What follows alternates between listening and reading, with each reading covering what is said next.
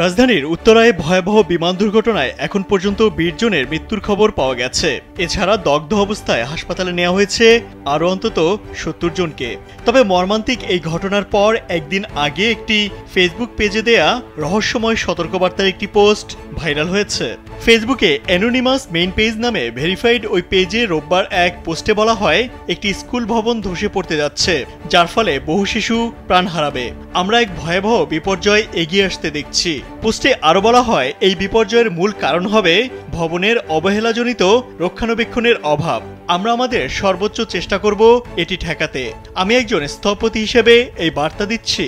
উত্তরায় সোমবার বিমান দুর্ঘটনার পর ওই একই ফেসবুক পেজ থেকে আরেকটি পোস্ট দেওয়া হয়। এতে বাংলাদেশের প্রশিক্ষণ বিমান দুর্ঘটনার ভিডিও শেয়ার করে বলা হয়, আমরা সবসময় আগেভাগেই সতর্কবার্তা পাঠাই, কিন্তু দুর্ভাগ্যজনকভাবে সেগুলো গুরুত্ব পায় না। এটি অত্যন্ত লজ্জাজনক। এদিকে ভাইরাল হওয়া পোস্টের ব্যাপারে সাইবার নিরাপত্তা বিশ্লেষক আব্দুল্লাহ আল জাবির বলেন, অ্যানোনিমাস মেইন পেজ নামের পেজটি একটি ভুয়া ও প্রতারণামূলক। তাদের পোস্ট নিয়ে কাউকে আতঙ্কিত না হওয়ার অনুরোধ করেছেন তিনি।